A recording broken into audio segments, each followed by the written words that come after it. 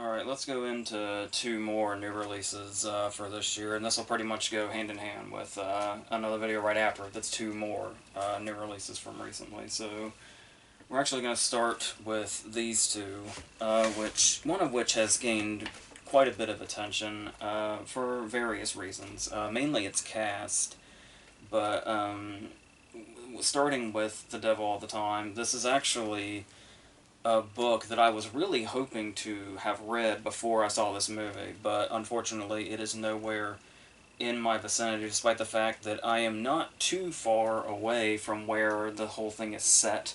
So that's weird, but I do imagine it's one of those cases, and I've been hearing this in like vague reactions throughout, that it is a case where reading the book will probably be extremely beneficial in sort of keeping up with everything and kind of getting more insight into some of these characters, because this has to pack a lot into about 2 hours and 18 minutes, which seems pretty it's long, and the movie feels long, but with all the different stories it's trying to tell, 2 hours and 18 minutes is pretty short. So it is, though, however, regardless of whether or not everything came out perfectly or there's a perfect execution for everything they're going for or not, I will say that this is one of those movies that it's the kind of movie, one of the kinds of movies that I really, really like, which is, it's so unapologetically out of its mind, in this pretty glorious way. But it could also be seen as like, I could see it being dismissed as sort of misery porn, I believe is the term, which basically would be like, it seems like around every corner it's trying harder and harder to make the audience as depressed as humanly possible and the story as bleak as it can possibly go. And I could see that being off-putting for good reason. So this is really just the kind of thing where you should know relatively quickly if you're going to be here for the long haul or not. Maybe about 20 minutes in, you'll know for sure if you're here for this or if you're done with it early. They do make an interesting call by having Donald Ray Pollock narrate it, who is the author of the book. Though you can also kind of tell with the narration that it's almost like they're kind of filling in the blanks, stuff that the book apparently was able to go more into, from what I understand. So, yeah, but as far as what we're working with here, it is interesting tonally. Like, I'd be really interested to hear from people who went into this totally and completely blind. Like, I went into it knowing that there was, like, a darkness to the story, but that's pretty much all I knew. And if it seemed like it was going to be something, there's a good chance that was whatever we see first is just kind of a facade, and then we kind of get further and further underneath its skin. So, and under your own as you view this, there is a scene right from the very start that's extremely like brutal and in your face and shocking, more or less. And you would think that would be tone setting, and it is. It's tone setting in the way that we start with Bill Skarsgård, and his performance and the direction his character goes pretty much sets up the whole tone kind of from the get-go, and then he's kind of the movie's jumping off point. So it's a really crucial performance in regards to the rest of the movie, and he pulls it off perfectly. But before it gets really into the darkness of itself, it starts off as seemingly like a couple of love stories, which is very interesting when you add in the narration, because we set up one love story when Bill Skarsgård meets Haley Bennett, and it kind of seems like an average love story, just playing it as that with no other things coming in or out of it. But then you've also got Jason Clarke and Riley Keough on the other side of this, and the narration just straight up, before we know anything, the narration just straight up tells us, the second we meet them, that they are traveling serial killers that kill hitchhikers. And they just leave us with that information quite a bit before it comes around to us actually seeing it. And the way it does that, the narration just like casually informs you of very drastic things, because that's not the last time they do that in the first 20 minutes. Like, it'll just lay something on you, like, oh, by the way, this is what's going to happen to that character. But then it just kind of goes, it sticks to the tone it's already in without really taking a dark direction immediately. You just kind of have to wait for it, even though you know it's coming. And I can see where that could easily fail, but I can also see how it sort of sets up a sense of dread, even around something that seems so normal and light.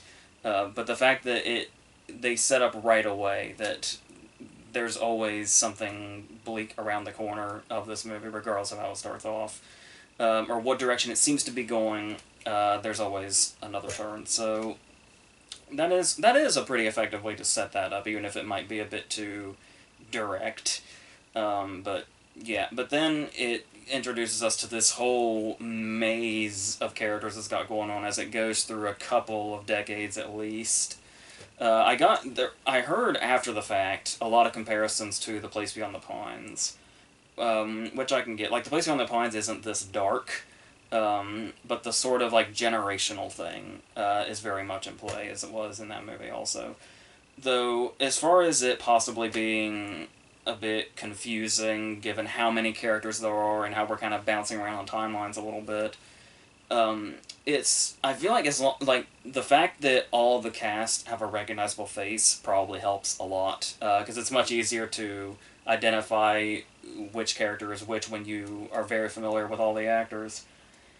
But at the same time, the timeline might be confusing because for some reason they didn't seem to bother with aging, even though we're looking at like really big time gaps here. So that's something that might kind of throw people off a little bit and kind of make them unsure of where we are. Because unlike the next movie we're going to talk about, it's kind of the whole point is that you know where you are in the timeline, and it's not necessarily a sort of mystery of where are you at this point. There's one shot towards the end that kind of gives you that vibe, where it's effective because you might think you're in one timeline, but then you realize you're in another. But I don't think that's the point the whole time. So anytime you feel confused by the timeline, I don't think that's intentional on their part. I think that's just where they got a little sloppy in the editing. So there's that. But still talking about the fact that every actor in this has a recognizable face, it is... the movie kind of reminds me of... It's basically a movie about who would potentially be, like, side characters in Justified. Like, take, like, deleted side characters from Justified, the TV show, and just imagine they all got their own movie all together. And that's pretty much what this feels like. And yeah, when you look at the performances here, that, if nothing else, the performances should be a highlight to most people, I imagine. I see Tom Holland getting a lot of praise. I see a lot of people talking about, like, oh, I had no idea Tom Holland had this in him, and all that stuff, and like, oh, Tom Holland can actually be a really effective dramatic actor. Who knew? But the thing I say to those people is that, yes, even though his face and his, like, general demeanor is now synonymous with Spider-Man and his interpretation of Spider-Man, I remember when The Impossible came out in 2012, I think it was, with Naomi Watts and Ewan McGregor, the disaster movie. And when that movie came out, there was a lot of people saying that Tom Holland was going to be a really big deal, long before Spider-Man even happened to him. And it's like, this kid could handle all this, because the material in that movie was so heavy, and he was even more of the lead in it than Naomi Watts and Ewan McGregor. And Naomi Watts got an Oscar nomination for it, when he's really like the one carrying that movie in its emotional center. And I remember a lot of people talking about how promising he was at that time.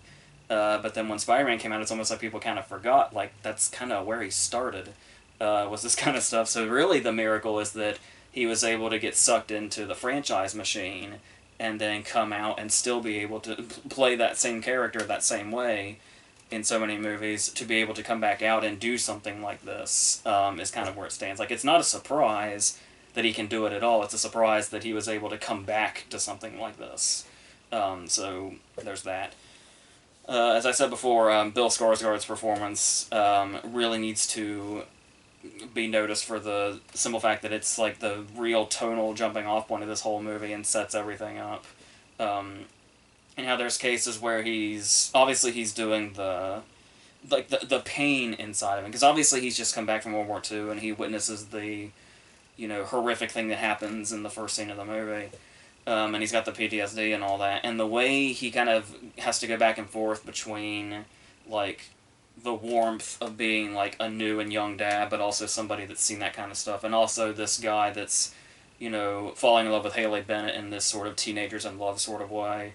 But then there's obviously this darkness that eventually comes in and sort of consumes him in a way that probably goes beyond what you would already expect, which was already dark enough. So he handled that really great.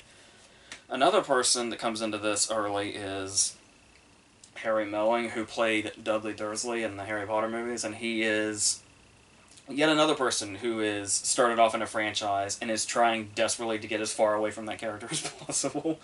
And because he already ventured into the Coen Brothers, because he was in the Ballad of Buster Scruggs a couple years ago and really stood out there also.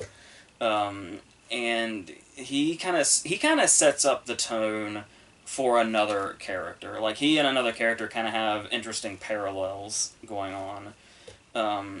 I would say if there's somebody that doesn't really, and it's not really them, it's just kind of their storyline. The character that's kind of the least interesting and kind of sends the movie on a detour and makes the movie feel a bit maybe overlong is the whole Sebastian Stan storyline, where he's a very crucial character, but the way they establish that he's a crucial character probably isn't. Like I said, I don't know if this is another case of there was just more to it in the book, maybe, but it feels like a lot of pointless stuff happens in his storyline just basically to set up one thing we need to know, which is he could potentially be a threat. Seems to be all they're really setting up, but it takes them a long time to set up, oh, this guy might be deadly. So I don't know if that fully works, or if it would fully work to really cut down his character and establish that in kind of a quicker way, especially with all the other stuff going on here and all the other characters we have to juggle. So I imagine a lot of people, they're so vague about what's even going on in that storyline that I don't even know how many people even like really notice or care. It's only when that storyline takes its turn that it's like, oh, so that's all the point that was. All right. So basically it was like they had kind of a MacGuffin plot going on until it was just to show, oh, this is what Sebastian Stan's character is capable of. That's all you need to know. Almost 2 hours into the movie. So I feel like that could have been really cut down. But obviously, the person who is only got a supporting role in this, and maybe no more than 15 minutes of screen time, yet seems to be the face of the movie and all the marketing and all the different reactions to it, is Robert Pattinson. Once again, getting farther and farther and farther away from his franchise, or technically franchises, that he's separated himself from.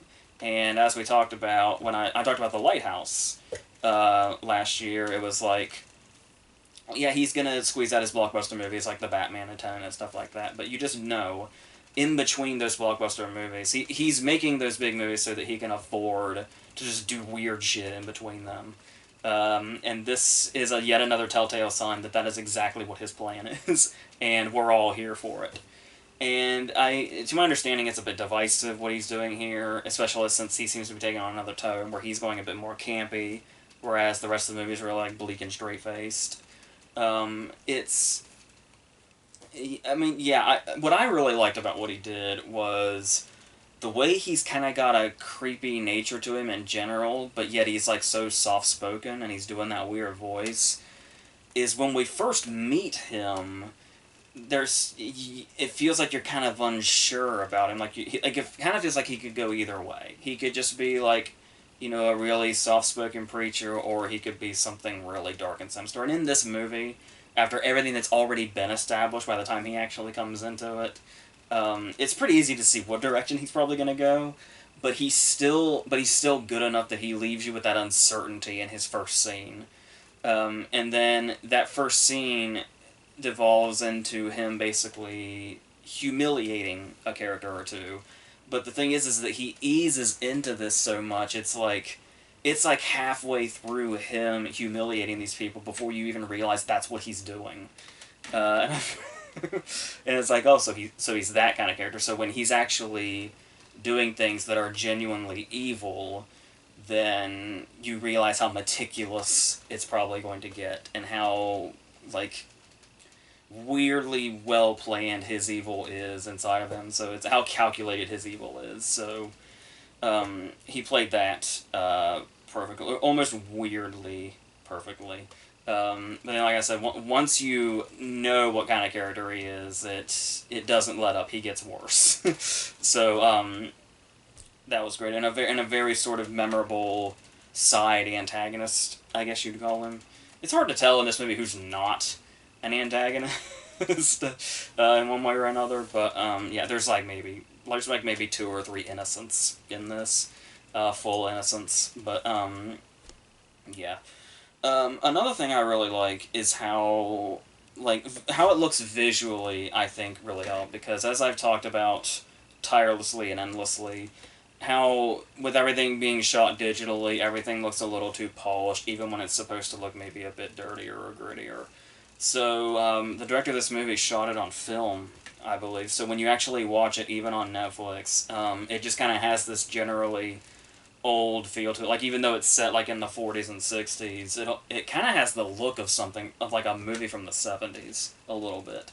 So I really appreciated that, and I liked seeing that we can still get to that point to where not every movie still looks just like really weirdly polished and stuff like that. So because that can be really off-putting, and but I'm glad when we can still get movies like this and get to toy with that a little more, especially to set their tone and kind of their era a little bit more. Now, obviously, you could probably pick this movie apart all day or all week or all month about how the different kind of themes that are in it, because we've got so many different characters coming from so many different places and so many things that like symbolize so many different things, and it's like, is the movie taking this kind of approach, or is it trying to say that? Is it anti this? Is it pro this? And but you could just pull it apart because it's coming from all different directions. It's particularly when you look at just the way like faith and religion are seen, because I could see it being like it'd be very easy to imagine somebody taking this as like an anti-religion movie, and how religion only leads to darkness. Um, but it does kind of take because you have the opening scene where Bill Skarsgård has a run-in with a cross, and it's like because of the way we first see a cross in this movie and what's attached to it, it kind of gives this forever like looming idea whenever we see a cross, and the rest of it, and we see a lot of them throughout the movie. That with a cross comes darkness is basically what the opening scene kind of sets up. At least that feel. So every time we see a cross, it's not necessarily. It doesn't immediately feel like a symbol of faith or anything like that, or hope even. So much of this movie is so far from hope. They're millions of miles apart. But every time we see a cross after we see that opening scene, there's almost like a hopelessness and almost kind of a scary feel that comes with it after that introduction. But I don't think the movie is like anti-religious. I think it's really just like acknowledging the dangers that can come with religion. It just doesn't happen to really touch on like any particular, you know, it's like anytime it's because the thing about it also is it's like once Bill Skarsgård has that run-in with that cross in the opening scene, it basically feels like from then on, from that point on, because of that scene in that moment, every single character in this movie is cursed from the very start. And we see that happen through the generations and the dark directions that all that goes. So, yeah, but I don't think it's like trying to outright be like anti-religious or anything like that. Just show like, you know, a real dark side. So there's that. And then it's like, as I was talking about before with the kind of parallel characters, we have two preachers that are major characters in this.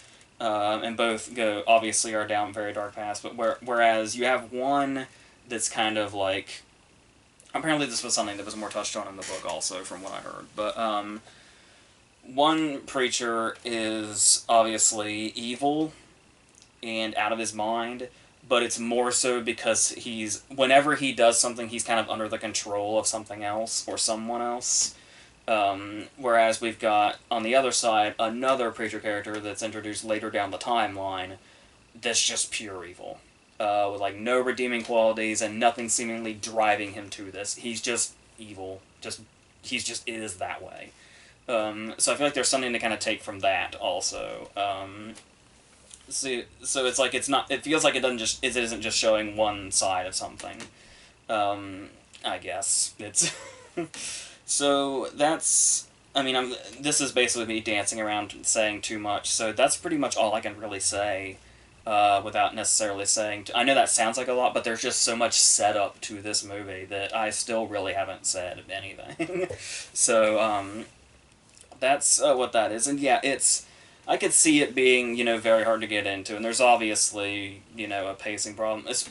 There's especially a pacing problem because usually with movies like this, when there's so many characters and so many different storylines going on, those bounce around so smoothly and seamlessly that usually movies with this many characters and this many storylines are fast-paced because of that. But it's definitely got a slow feel to it. But once again, maybe the pacing is deliberate to make it feel more, like, epic. Could be the case, but I do feel like there's some stuff I would take out of it. Mostly a lot of the pointless Sebastian Stan build-up, but that's pretty much where I stand on that. So it kind of took me a minute after I watched it, like, do I like this? And it's like, yeah, I'm pretty sure that I do. It's just that it's really good when it very easily could have been really great. But it just feels like you can kind of get a sense where they're kind of cutting down intentionally and like kind of using the narration to speed things up a little too much because they've only got so much time to do all this different stuff. When they could have potentially replaced some aspects with others and kind of built on stuff that needed more of it, whereas other stuff that could have probably been summed up a little quicker should have just been that, summed up a little quicker. So, but yeah, it's really kind of hard to resist this cast and these performances. I didn't even go through the whole cast. That's how many damn people are in this. So, yeah, so that's how I feel about that. So it was like I had complicated feelings while watching it, but I feel like it's gonna. The more it kind of settles in, and the more it kind of you can kind of dissect it more and kind of see it less as more of like, because like I said, it's easy to watch it the first time and just immediately say like, oh, this is just nothing more than misery porn. It's just the director and the writers trying to make us feel as miserable as possible just for the sake of it, just to evoke something. Something visceral, but it does feel like the more you kind of sit on it, the much more you can kind of pick apart and find in there as to why things had to be that way. So, yeah.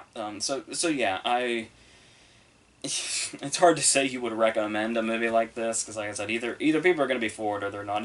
People are probably best finding it by themselves. But it's gotten so popular since it hit Netflix. I'm sure the word is out regardless. So I'll be interested to see any more reactions to that happen to come in as people kind of discover it down the line also. So let's go into the second movie, which is Antebellum. I'm just gonna say right up front, I don't know if this is a direct spoiler warning or not. I'm gonna try to dance around it, but I mean, if Antebellum's the kind of thing you want to go into blind, this is not the kind of video you're looking for. Like I said, even though I'm gonna try to not go directly into what's going on here. It's if you want any kind of vagueness whatsoever, we might go in a little too much to what you're looking for. So just throwing that out there, so you can leave if you want to.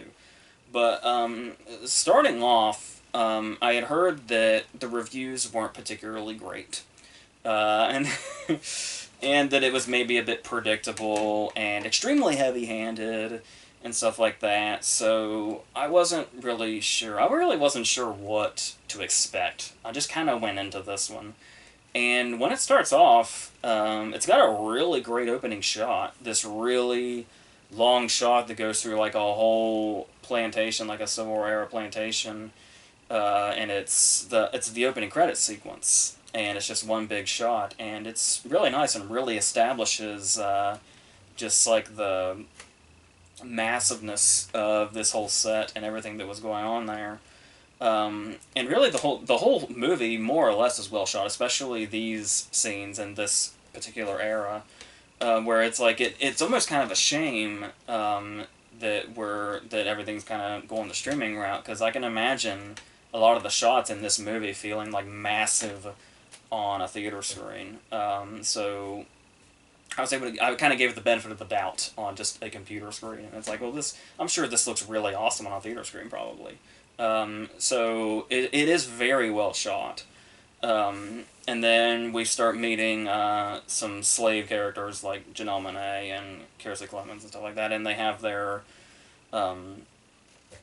people that are in charge of them, I guess you could say.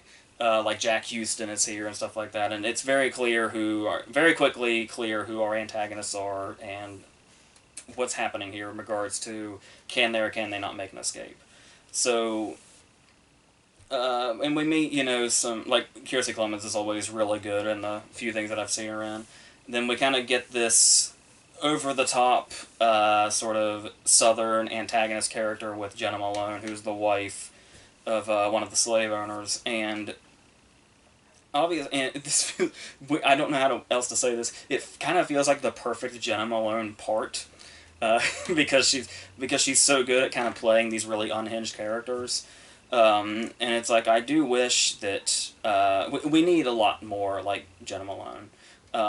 But even so, much as I am thrilled to see Jenna Malone in another major movie, her performance is, even for the role that she's playing, there are times where the performance feels like a lot. But I would say that's more of a director issue, or a director's issue in this case. But I do like the idea of, I like the idea of an over-the-top antagonist performance, of course, especially from Jenna Malone, but it's also a case of, with the kind of story this movie's trying to tell, it's kind of hard to gauge when it would be appropriate to go campy. But I don't know. I mean, obviously we're not talking like, Django Unchained levels of taking it over the top, but there's almost like there's a camp level trying to break out of this sometimes throughout it, which maybe you can also throw into the bit of the heavy-handedness in regards to their use of irony and symbolism and stuff like that gets really big. Because there's obviously no subtlety, but obviously that's always going to raise the question of, depending on the story, does subtlety even matter? If it from the get-go, it seems to be the writer or the director's perspective of, I'm going to be as unsubtle as possible, then, by all means, go as far as you want to go. If you're establishing that from the get-go, then more power to you. And as it goes on also in this sort of plantation setting, there are characters that make it kind of interesting and a little unpredictable, in the sense that there's an interaction between, I think, Kiersey Clemens' character and another character, and obviously he's there with the slave owner, so you imagine he's a bad character, just on principle. But he's in this scene with the two of them. It's a whole thing where he doesn't seem like he's as bad as the others. Like, he's almost kind of shy about everything he's doing, and like he's not sure if it's, right or not. And then just in mid-scene there's a jarring change that's not him at all. And he really is just another one of them. And it's like, it was a really kind of effective way to ease into it, like, oh, maybe this guy isn't as bad as the others, and then, oh no, he's definitely just as bad. So stuff like that is kind of effective in a way to kind of keep you, like, guessing which characters are which and how they're going to react to others and all that. And never quite knowing for sure just to the extent of the danger that the characters are in. So there's that. Now, this is when it gets kind of tricky to talk about, because there is a second side to this movie, where there is a very interesting cut. This is what I was talking about in The Devil All the Time, where it's like sometimes you don't know where you are in the timeline, and how in this movie it's intentional. Because there is a fantastic shot about 30 minutes in where Janome is laying down in like the Civil War era, and she's in bed and she's looking up at the ceiling, and with seemingly no cut whatsoever, um, we pan back out and it's Janome and she's in her bedroom in present day. And it's like that like whole switch where she could have been in either timeline was a really effective transition. Like you can't even really see it at all, which is very cool. But then yes, then it's this whole thing about how now Janome is in the present day and she's like a big social media figure for like civil rights and stuff like that. Um, and then creepy things start happening. And the question is how does one thing connect to the other? Um, Now here's the thing, and this is where what I'm saying might be a bit revealing, but the question I had throughout this whole thing was, when exactly is the reveal of what's actually going on?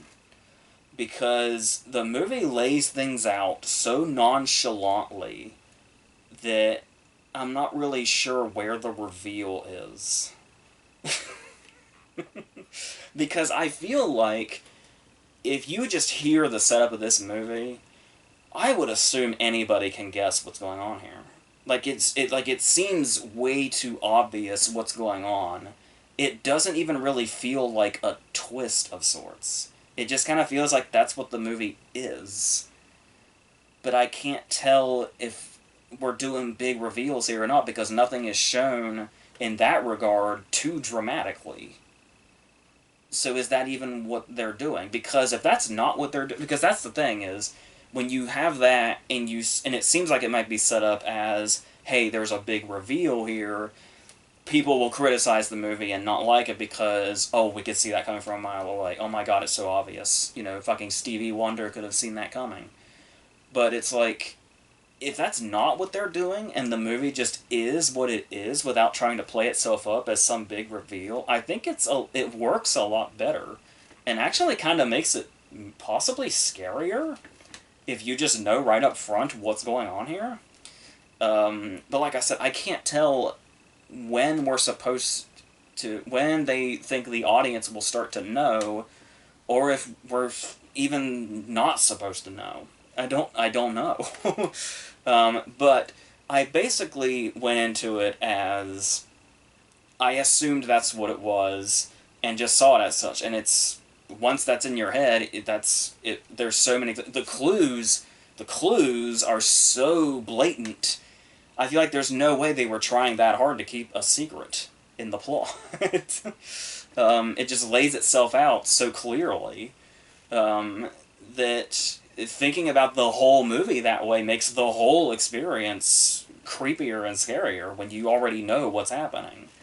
But yeah, so I don't think this is a case where predictable isn't necessarily an accurate criticism, at least for somebody that, you know, yeah, like it's, I don't know. Like if it was more clear whether or not they were trying to hide something, then I could see.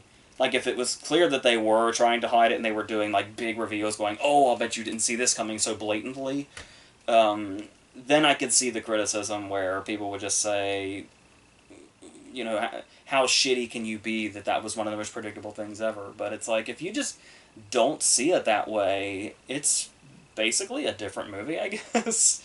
And, like I said, a more effective one because of it, I think, but maybe that's just me, because throughout it, whether we're in the present day or in the Civil War era, there's always, like, moments that are genuinely creepy throughout it. And it's, I mean, if there's one thing that kind of does it in, it would be some of the interactions in the present day stuff is a bit too, dragged out, and there's characters that aren't completely necessary. Like Gabrielle Sidibe plays one of her friends, and this character was really frustrating because there were times where Gabrielle Soderbergh's character is very funny, but then kind of in the middle of her screen time, she suddenly turns into like this really insufferable, like uptight kind of thing that like talks down to everybody. I'm not quite sure where it came from, but it seemed like this drastic turn in the middle. And by the way, this character is pretty much superfluous anyway. Her and the other friend character are just there to be characters that she hangs out with. But the whole presence of them and the way they acted was a little bit confusing, especially the Soderbergh character, which kind of just went back and forth from being actually funny to just being insufferable, and that was weird. But so it's to the point where even though she's such a small character, it's like I was trying to figure out if I would recommend this movie because I apparently seem to like it better than a lot of other people. But it was like I was saying all the stuff and the reasons I would recommend it, but then I kept thinking, but I just can't imagine myself recommending a movie that has this character in it. This side character that barely has anything to do with anything because she just becomes that insufferable for no particular reason. So I don't know, but it's insignificant really. But like I said, I imagine another thing that's putting a lot of people off is that, especially by the end, we're not doing subtlety. It's just very, very, very heavy-handed symbolism and irony and stuff like that. But like I said, if that's what the movie's intention was to just say, well, no, of course we're not doing subtlety.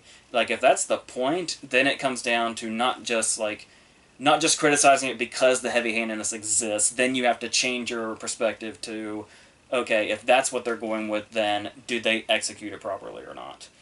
And yeah, if you're saying fuck you to subtlety and you're going as big as you want to and as blatant as you want to and you're bringing all kinds of sledgehammers to hit the audience over the head intentionally and screaming out to them that you're about to do it, like if you go to your audience and you give them clues to say, hey, just so you know, you're about to get a sledgehammer to the head in regards to the symbolism and what it is we're trying to talk about here, then then you take it from there. But if you think the execution is way off and it's still way too much, even in that context, I can totally get that. So, but I think for the most part, it ends up working for me. But I can acknowledge that there is some, and you could see it as a problem as a whole, that in the execution that I'm having trouble distinguishing if we're supposed to, if there's a twist or if there isn't. I don't know. But yeah, but taking it as we learn very early on what's going on, and there's nothing particularly twisty about it or the way it presents itself, and you're taking it as it's not subtle at all, and that's the point, then it's perfectly fine. But like I can totally see why there's people that hate it, and why there's people that think it's like super profound. But I'm just kind of right in the middle, so there's that. So the next one is going to be another, yeah, just like this, another Netflix movie and another on-demand movie with Enola Holmes and Ava, the new Jessica Chastain movie. So I guess I will get to those, and until then, I think that's it for this.